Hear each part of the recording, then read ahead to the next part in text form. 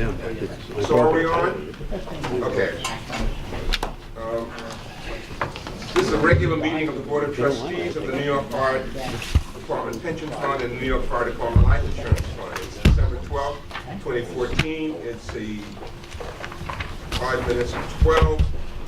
We're at Fire Department Headquarters, 9 Metro Tech, Brooklyn, New York, 8S7. Could we have a roll call of trustees? Roll call of trustees. Ms. Caroline Wolfer? Here. Thank you.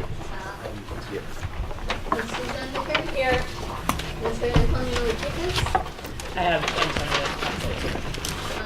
Stephen Cassidy? James Silva, Stephen Cassidy's proxy. And Mr. James Calvin? Here. Mr. Eddie Brown? Here. Mr. John Kelly? Here. Mr. James McGowan? Here. Mr. John Barina? Here. Mr. Paul Ferraro? Here. Mr. Tom Fillon? Here. And Mr. Douglas White? Here. We have 24 votes in a quorum on this meeting.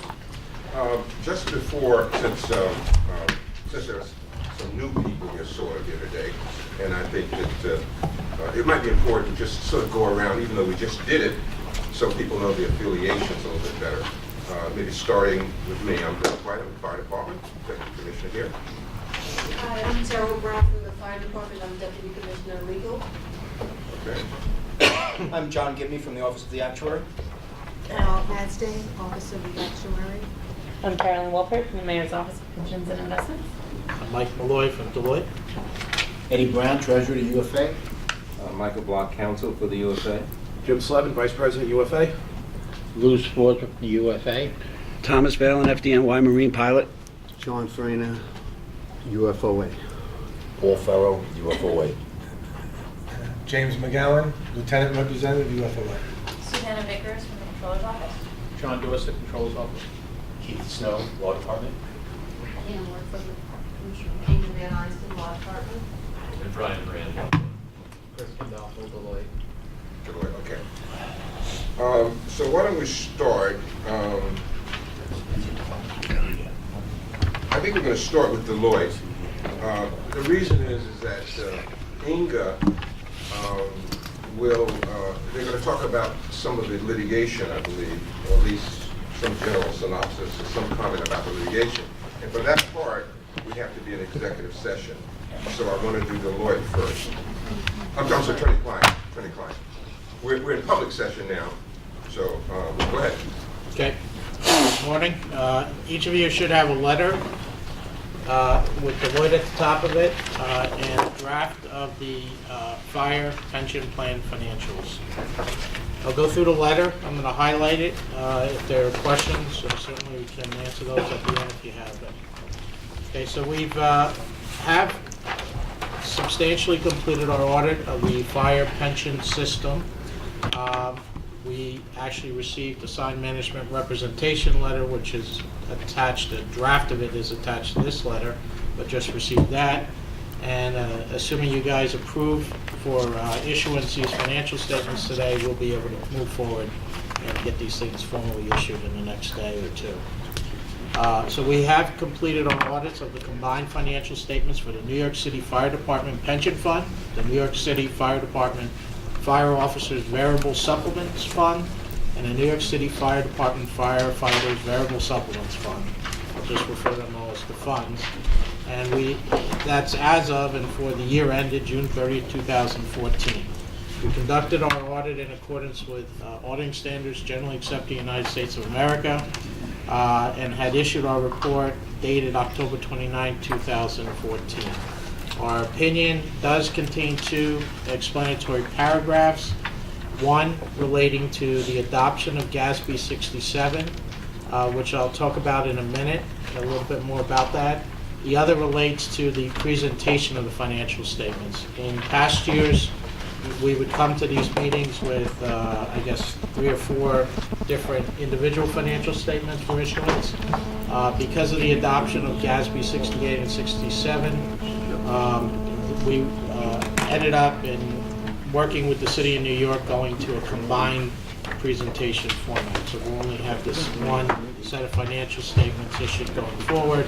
However, each column in the financial statements represents the different funds. Okay. This year, that was quite a big year as far as from an accounting standpoint.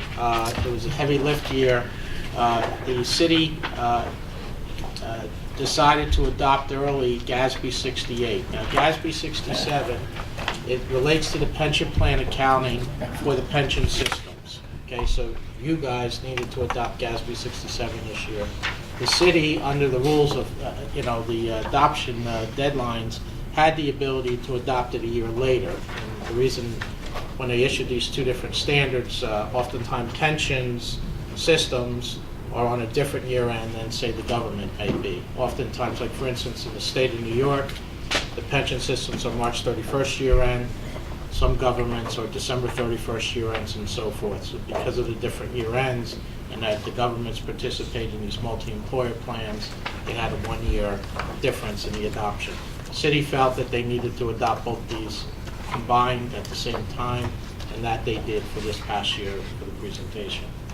So that was a lot of work by the comptroller's office, by the folks here at the system.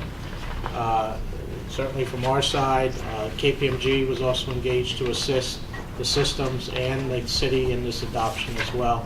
And certainly the Office of the Actuary, John Gibney and his team, and Bob North, who's retired, were tremendous help in getting through this adoption as well. We conducted our audit in accordance, as I mentioned, with auditing standards generally accepted in the United States of America.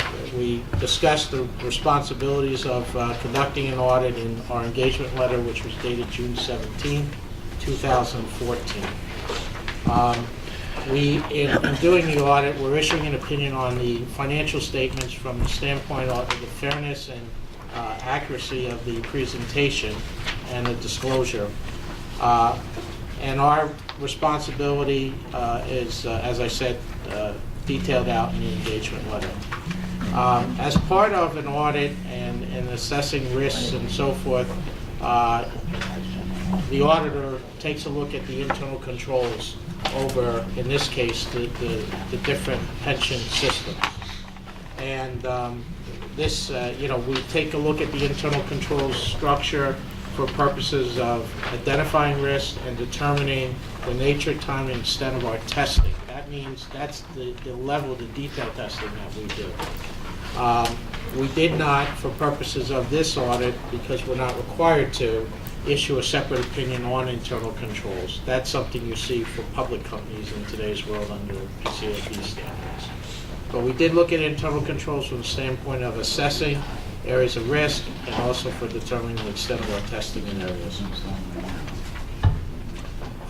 With regard to these financial statements, accounting estimates, all financial statements have some element of accounting estimates in. These financial statements are no different. The more significant items, it's similar to what we've talked about in the past, are the fair value of the investments, the actuarial asset value, the actuarial accrued liability, and the actuarial determined net pension liability.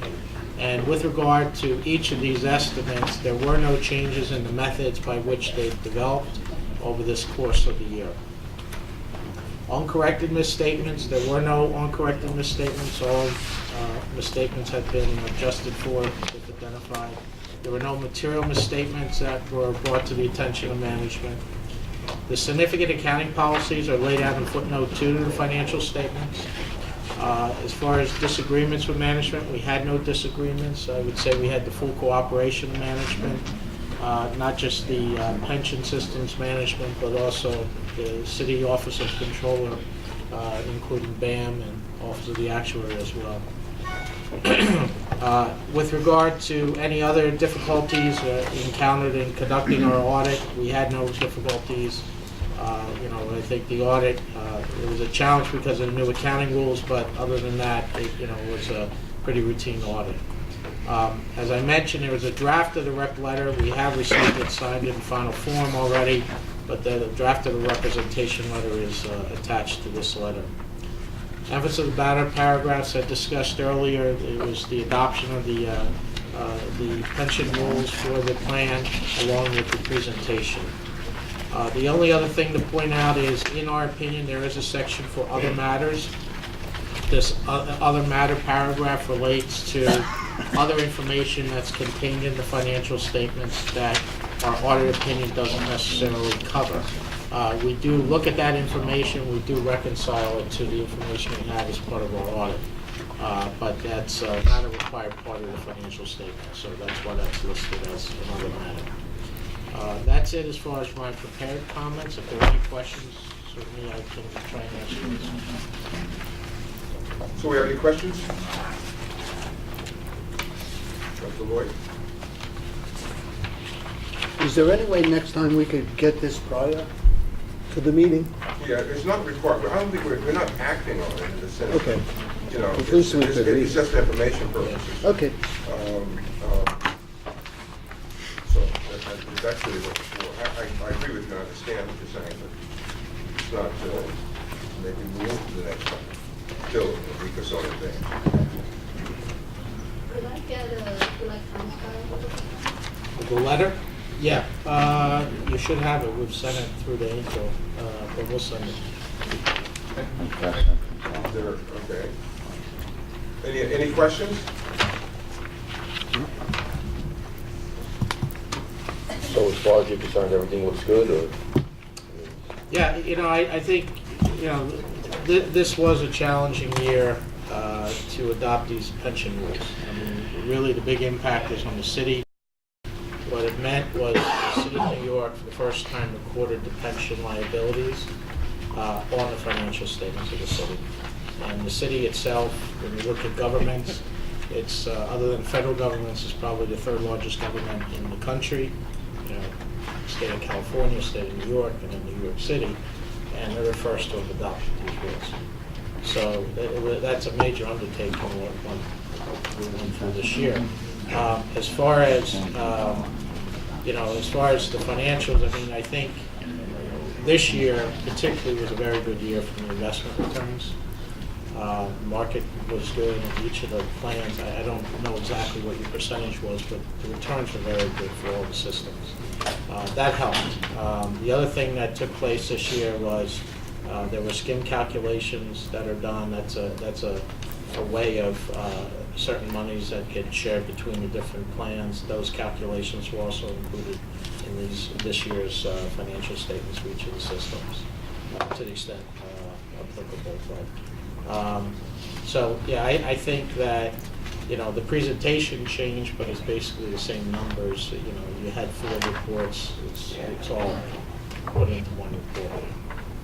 So. Any other comments? Well, thank you, Mike.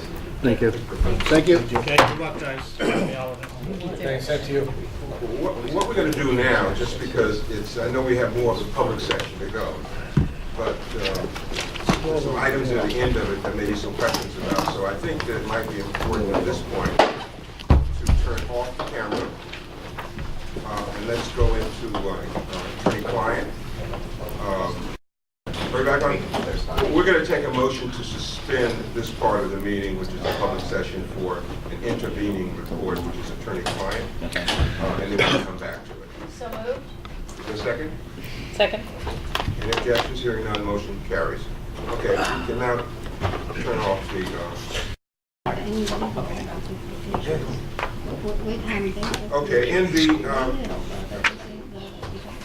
Okay, when we turn off the cameras to go into attorney-client privilege, and in that discussion with the law department, we discussed some litigation, which the results of will surface at a later date. Okay. Now, I think we're going to go on to subchapter 2, pages 1 through 31. Lee? We distributed 4 reports previously, so I just need the board to note the receipt of these 4 reports. That would be A, B, C, and D? Yeah. Those are, we want people to note that they received the reports? And if I may, Yes. GRS is coming to make a presentation of the reports December 18th in the Controller's office at 10. You've all received an invitation already. I'll send a follow-up next week. Okay? We can't come. Sorry.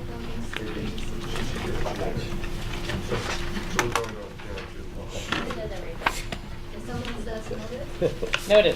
Noted. Noted. Noted. The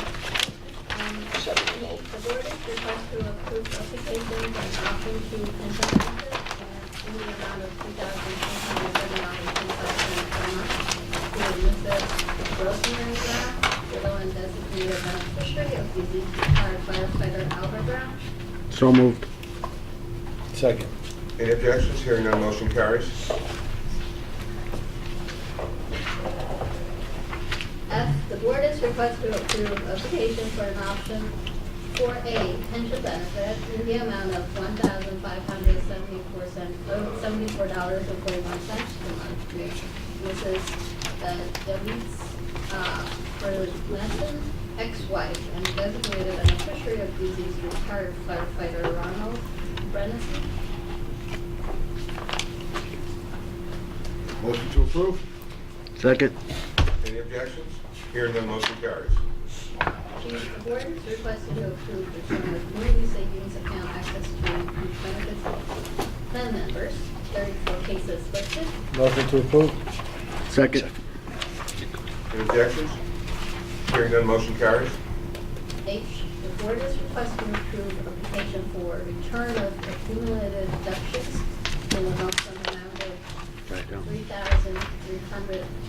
$3,369.90 to Mrs.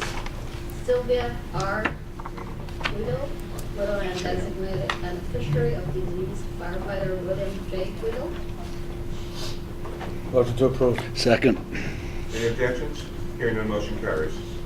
I, the board is requested to approve application for return of increased take-home pay in the lump sum amount of $17,244.89 to Mrs. Sylvia R. widow and designated beneficiary of deceased firefighter William J. Whittle. I think, Commissioner, I think that's a typo. I think it's Deputy Chief Guido. Billy got, and it's Guido, right? Guido? I believe he's a Deputy Chief. Yeah. I don't know if it's technical or what, but I'm pretty sure he's a I'm Deputy. just. It's on the pages here on the Deputy Chief. On Okay. page number 20. All right, well, so, You want to just, we'll let the record reflect that an H and an I, no, I'm sorry. Yeah. An H and an I, that William J., how do you pronounce it? Guido. Guido is the deputy chief, as opposed to firefighter? Wait, hold a second. Here, no, deputy chief, Yeah. I'm not sure it matters. On page 17, in the memo, in the first part, it lists as deputy chief, but underneath it has firefighters, so. Okay. Do you want us to make sure and double check? she's still gonna get the check, right? Yeah. That's all we can. That's fine.